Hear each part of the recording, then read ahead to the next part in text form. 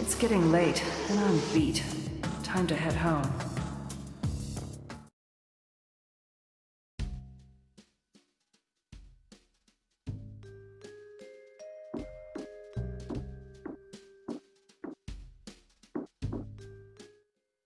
What should I wear?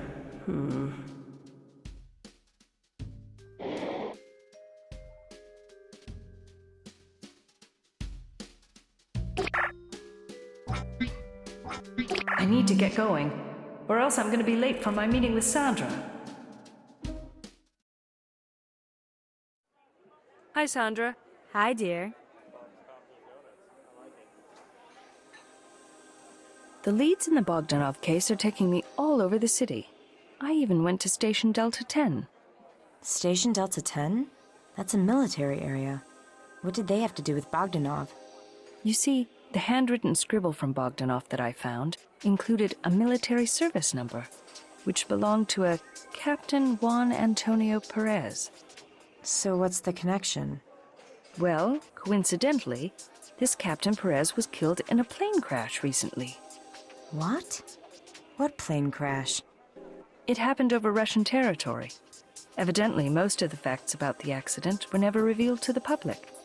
Who told you all this? I spoke to Corporal Monahan and First Lieutenant Thorson, and the lieutenant used to be Captain Perez's sexual partner. You're not gonna believe how much money Bogdanov made in the last month. A dime and a nickel? No, he made over $1 million. You're joking, right? No, I'm not. And guess who was one of his customers? Who, me? Don't be a clown, Sandra. Melvin Spencer. His name was on Bogdanov's bank records, along with many others. Melvin Spencer. As in the dead history professor? No shit. That's right. Go figure. What's the connection? Well, I have no idea about their connection. But I bet our stinky Bogdanov must have gotten totally lucky that month or something. That's a lot of money. And people with an HDI of only 70 don't make that much. I am in trouble with Pierre Deville. What happened? Oh, nothing. I just cannot find the guy. I gotta ask him some questions. Why don't you get an arrest warrant? Sandra, do you think getting an arrest warrant is easy? Besides, I only need to ask him a few questions. That's all. Did you try Carpe Diem? As in the nightclub? Yeah. Those artsy types like to hang out there a lot. We can go there together if you want. Oh, Sandra, that would be great. How about tonight? Not so fast. First, you need to get some clothes that are appropriate for Carpe Diem. What's wrong with my clothes? It's not like I haven't been there before. Well, if we're gonna go there together, you need to wear something that's not gonna embarrass me to death. Sandra, are my clothes that bad? I think you're being overly critical. I'm only trying to help out. And that's what best friends are for. Am I not correct? I suppose. So what do you suggest, fashion queen? You're the one who works at Zap. I work at Zap, but I'm not a fashion consultant. Go to the store and ask Theodora for a garment suitable for dancing. She'll fix you up. That sounds easy enough. But what am I going to do for shoes? I think you should go to a place that I discovered recently. It's called Gary's. It's a little pricey, but they have great shoes. Where is this Gary's? Right here at the Pyramid. The salesman there is old and really experienced. He's always so helpful to me. He even helps me put the shoes on my feet as I'm trying them on. You can't get good service like that anymore. Oh, did I mention Ms. Gillian Jones to you? No. Who the hell is she? She's a consultant for New Age religions. Oh, I've met one of those people before, and he was pretty good at determining my spiritual needs. He took my personal data and preferences and found the right religion for me in no time at all. Well, I can't say the same thing for Ms. Jones. She seemed totally fake to me. and the presentation in her showroom was rather freaky. You should expect them to be a little on the eccentric side, you know. So how did you end up there? She was an art consultancy client of Bogdanov's. She told me that they were becoming very intimate. Intimate? In that case, I agree with you. She must be a little wacky if she was interested in a stinky immigrant. Oh, Sandra, you won't believe what Lucan told me today. Let me guess. She's going to take over the ownership of the Thing store? Be serious, Sandra, for a change. Oh, well, whatever. So what is it? I'm dying to know. While in Russia, she was in a nuptial agreement with Mr. Bogdanov. You are shitting me. No, I'm not. Julio finally came up with some useful information regarding the case. Then, I confronted Larissa about it, and she almost wet her pants. Somehow, she thought she was going to keep that information a secret. I think you better keep an eye on her. She's awfully sneaky. Hey, Sandra, I've got something that will get your attention. You do? So we're not going to talk about those loser immigrants again? Actually, we are. And it is earth-shattering news. Really? Okay, Phoenix, shatter my earth. I am ready. You know the Vasily Bogdanov character? The dead guy? Did I ever tell you what he did during his life in Russia? No, you didn't? What was he? A male slut? As a matter of fact, he was a Gambino. A Gambino? Wait a minute. Isn't that some kind of a sexually transmitted disease? No, for Pete's sake. Gambino is a family name, and the Gambinos of Russia are the most notorious mafia family. I don't get it. This shabby guy was actually a member of a criminal organization? You betcha. And the plot thickens.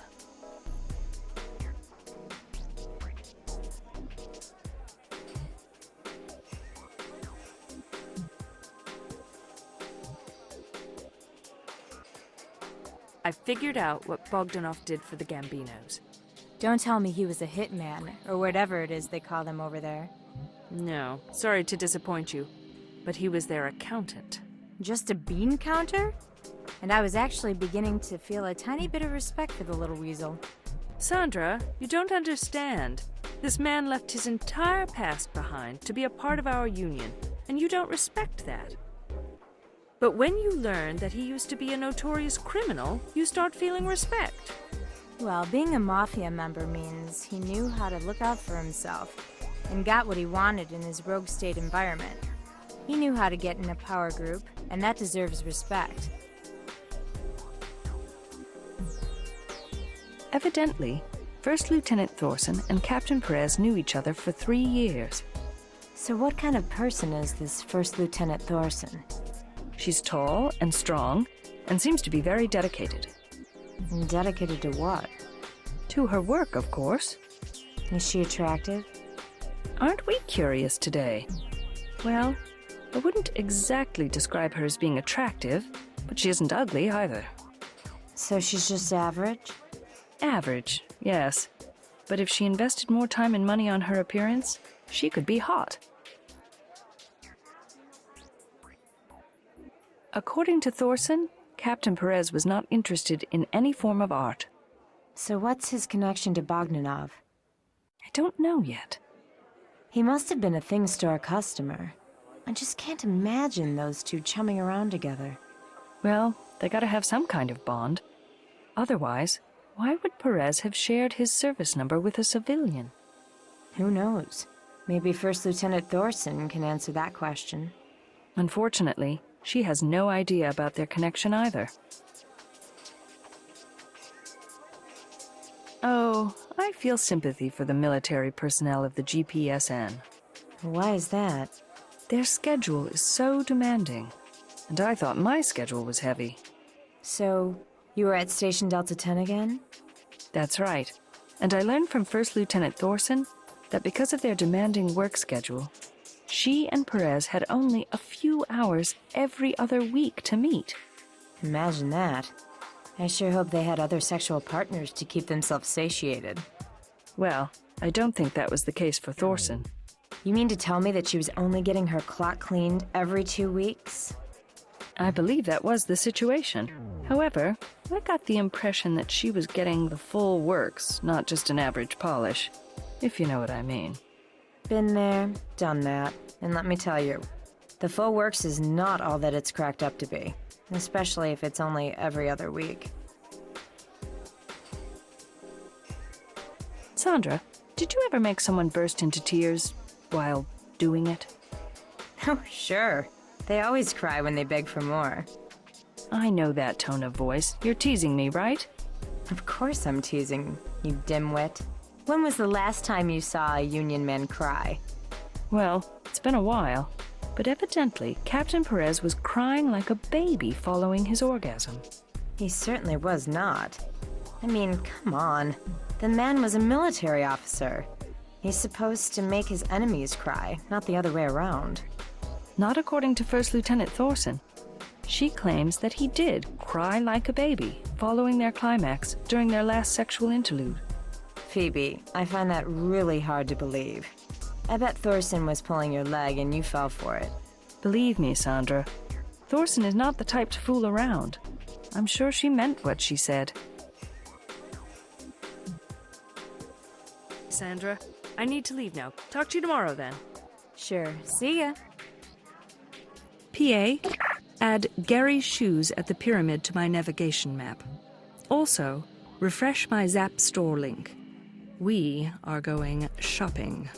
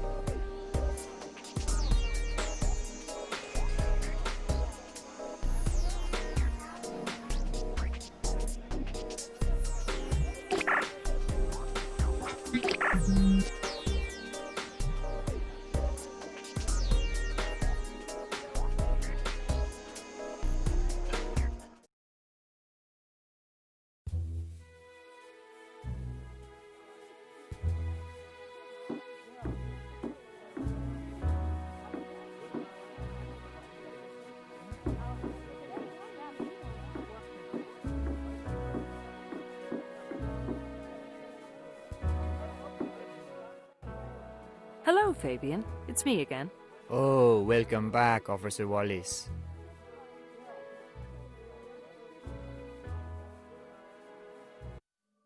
Who is Matahari? I already told you who she is. She is our famed dancer. No, I mean, who is she really?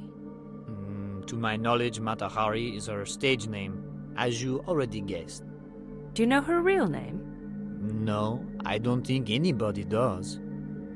Come on, she probably has some contract with this place.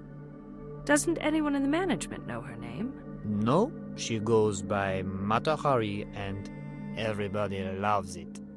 What do you mean, everybody loves it?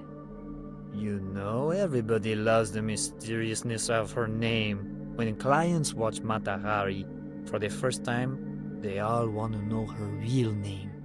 Why is that? Because they instantly fall in love with her. They are enraptured by her. I thought the clients were predominantly devotees. I don't think those people can be enraptured by anything at first sight. I think you'll change your mind about that after seeing Matahari in action.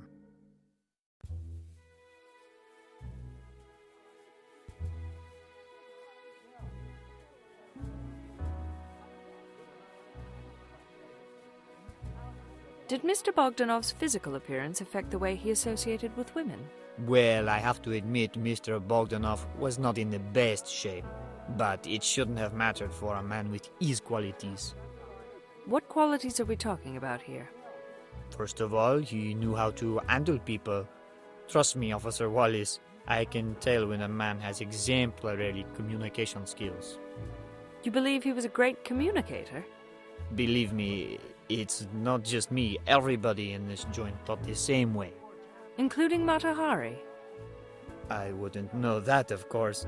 She isn't one to share her feelings. Do you think Bogdanov liked Mata Hari? Of course he did. He was infatuated with her just like everyone else. Did you ever see him around other women? No, come to think of it. But then again, you don't see many women in this club.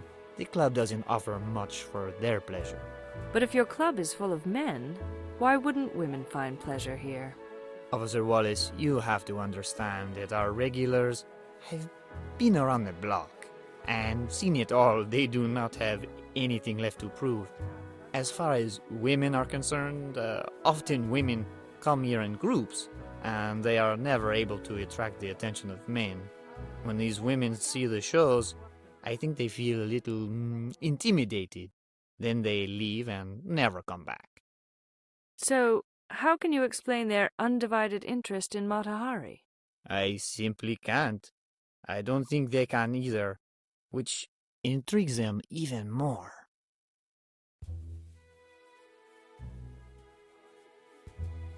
Thanks for the information. I shouldn't take more of your time today, but I might come back with more questions later. Certainly, Officer Wallace. Mata Hari. What a strange woman. I've heard enough about her for tonight.